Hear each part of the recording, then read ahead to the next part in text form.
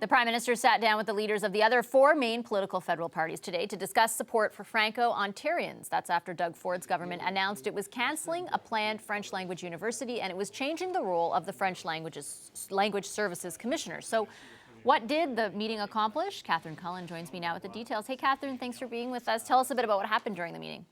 Well, actually, just the fact that all five leaders were around the same table is perhaps pretty remarkable unto itself. Elizabeth May described the meeting as, friendly, civil, but was any earth-shattering conclusion? Were any earth-shattering conclusions reached? I think we can safely say no based on what the players are saying after leaving the room.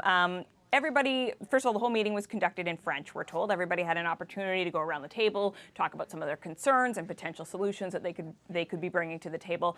A lot of the push and pull seems to be around what is happening with this Francophone university. Of course, Doug Ford has cut plans to go ahead with the university, and the feeling amongst the NDP, the Conservatives, is that the federal government could be doing more to try to create some sort of incentive for the provincial government to go ahead with the university. The federal government is saying, listen, we have to respect provincial jurisdiction. Doug Ford needs to come to us with a project, and then we can talk about ways that we might be able to make this work. But there were no major conclusions, it seems, reached in all of this. But that said, the leaders still seem to think it was worthwhile. Here's what Elizabeth May had to say. I think any time you get the leaders of five parties in Canada in the same room speaking about the same issue and expressing solidarity, that's a useful symbolic statement to governments that might not think that there is support right around the political spectrum for protecting the rights of both languages and protecting the Francophone minority in Ontario. So I guess that raises a couple of questions. One, is Doug Ford interested in this particular kind of symbolism? And two, the fact that this was somewhat extraordinary and that this was the particular issue that got all five leaders around the table. Certainly one that all the parties are concerned about, but there are a lot of major issues that have been facing Canada over the course of this administration. It was the Conservative Party leader, Andrew Scheer, who called for the meeting. What does that tell us, Catherine, about kind of the politics at play here? Oh, and I think there are a lot of politics at play here, we can safely say, Bashi. This has been a bit of a tough issue for Andrew Scheer. The Conservatives have been concerned that this is going to hurt their support in Quebec and elsewhere. Was Andrew Scheer perhaps trying to call Justin Trudeau's bluff by asking for the meeting? Did Justin Trudeau call Andrew Scheer's bluff by giving him the meeting and then inviting everybody else? Certainly, I think that is a fair question to ask. But another thing that plays into all of this that was really striking today was the Prime Minister comes out in the morning before the caucus meeting and says, we're all going to come together because this needs to be a non-partisan discussion. And then he gets up in question period and it was a question about a totally separate issue, carbon taxes, the environment, etc. Switches into French midway through his answer and says, and by the way, I noticed the Leader of the Opposition hasn't asked me any questions about this in the 14 days since Doug Ford first announced these cuts. So I think there's certainly a little bit of partisanship going on. Everyone seemed to put that aside when they were in the same room. But after the meeting was over, here's what Melanie Joly had to say. We all pretty much agreed that it was important to prioritize the fact that the Francophone community in Ontario had to be protected. Now, whether Mr. Scheer will go and say it as clearly as we would like him to do is up to him to actually answer that question. Now, some folks might say there's that partisanship coming back. Andrew Scheer's people say certainly that he is willing to raise this issue again with Doug Ford, but there's also that respect for provincial jurisdiction. We know the last time it came up, Andrew Scheer didn't actually ask Doug Ford to reverse the decision. He just sort of gave him his perspective on the issues and perhaps suggested that it was not the best course to choose. All right, thank you so much, Catherine. You're welcome. It's Catherine Cullen for us in the newsroom. Federal party leaders have just emerged from a rare meeting about support for French Canadians in response to Ontario's cuts to Francophone services. In its fall economic statement, Ontario cancelled plans to build a French language university and got rid of the standalone position of French Language Services Commissioner. After mounting criticism, though, Doug Ford's government backtracked by promising to restore the commissioner, but the role will now exist under the province's ombudsman. So is that enough? Francois Boileau is the French Language Services Commissioner of Ontario. Hi, Mr. Boileau. Nice to see you. Thank you for coming in. My pleasure. I appreciate it. The rollback that the Ford government, that Premier Ford announced last week, that the position of the commissioner will be independent, but now under the office of the ombudsman. Could you or anyone in that position still perform the functions of your job fully with that sort of organizational structure?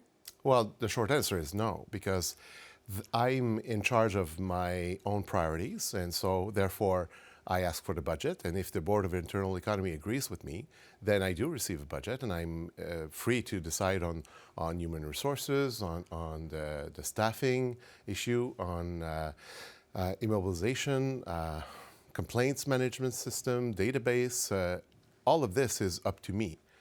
Because I am an independent of and I am an officer of Parliament, so it's up to me. The new position that he created is still the equivalent of a deputy ombudsman, and the institution that I represent, so the French Language Service Commissioner's office, will be dissolved, and it will be within the Ombudsman of Ontario. So francophones are actually losing an institution that they fought and received it.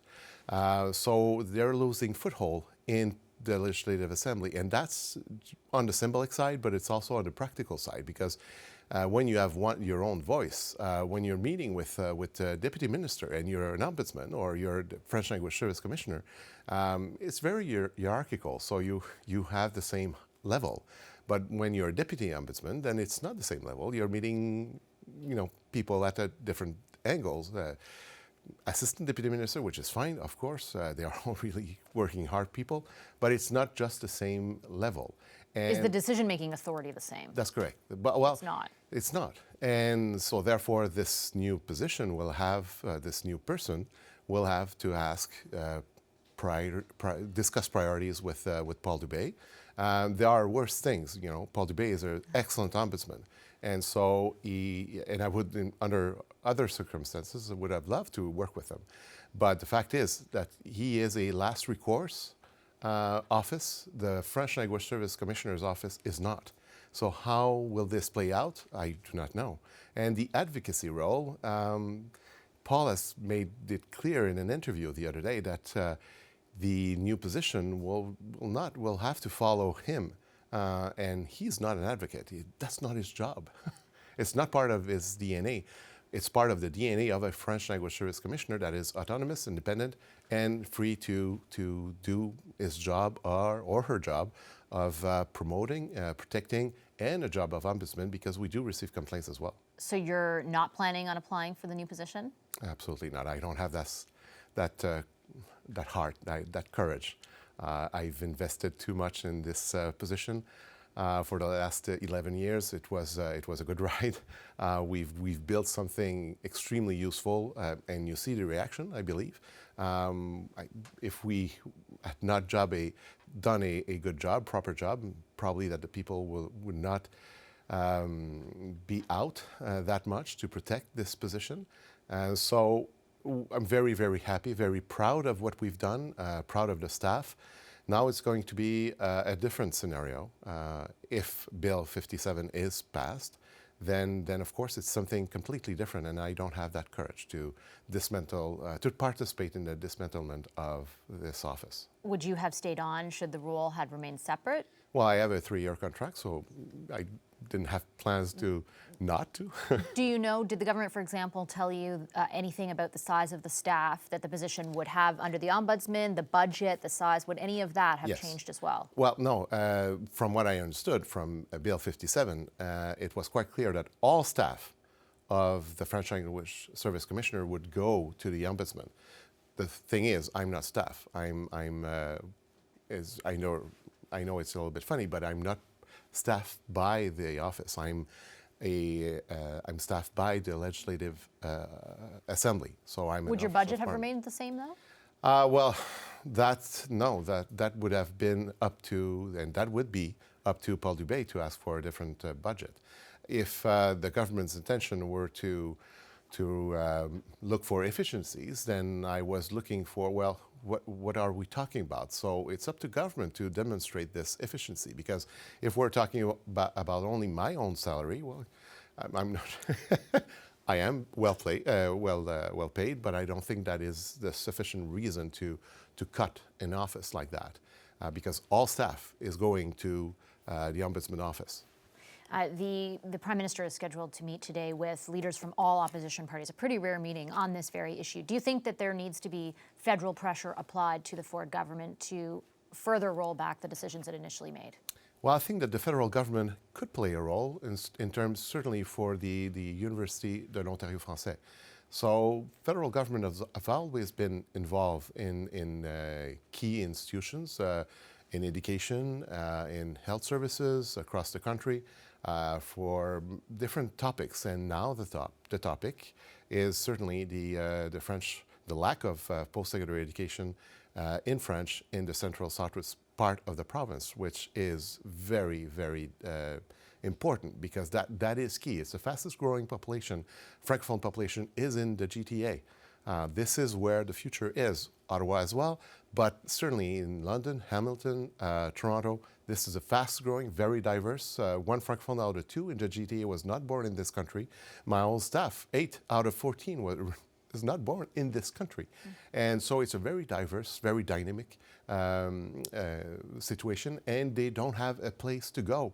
And actually studies are quite, in my own study, that's my job, in 2012 I issued a report, No Access, No Future, because in that report it was quite clear that the equivalent of English program, post-secondary education programs in French, there were only 0 to 3%. In 2012. Now it might be up to 6%, but still lacking a lot of opportunities for youth to go to post-secondary education. And this is the area in Ontario for Francophones that they go at post-secondary education the most. So where do they go in English? Do you think the federal government should give money to keep that university alive? Well, I'm hopeful for a debate. And that if the federal government can play a role, I believe they can seriously discuss about it. Of course, it's not up to me to say what the federal government should do, but they should consider it. And just before I let you go, have you talked to Premier Ford or Minister Mulroney at all? I did talk to Minister Mulroney. And when was that? Numerous times. So prior to the decision last week to roll back things? We spoke on the evening on November 15, the Black Thursday. Right. And we spoke a few times after that. And was she I'm just trying to get at what might have convinced Premier Ford to change his mind. Was she sympathetic to what you were saying? Was she responsive to what you said to her? She was listening well, yes. So do you think that she played an instrumental role in, or do you think she was the one, I guess, to convince Premier Ford to change his mind? I don't see who else within cabinet. Okay, I'll leave it there. Thank you. I appreciate your time, Mr. Boileau. My pleasure. Some of the criticism of Doug Ford's cuts to Francophone services have come from inside his own caucus. Today, PC MPP Amanda Simard said Ford's backtracking on some of those cuts doesn't go far enough. She's spoken out against her party since the cuts were announced. The Ontario Premier had this to say in response. I told her I'd support her. I'd do everything I can to support Amanda Simard, by the way. And the next day, we sat down with the new minister, Minister Mulroney, which is absolutely incredible person, that sat down, came up with a plan. My chief of staff tried to contact Amanda. My principal secretary tried to contact Amanda. Other people in my office tried to contact Amanda. Amanda never returned the calls. She can be part of this. She could be part of it. She chose not to be part of it. And someone who's so passionate, I would figure, would be there.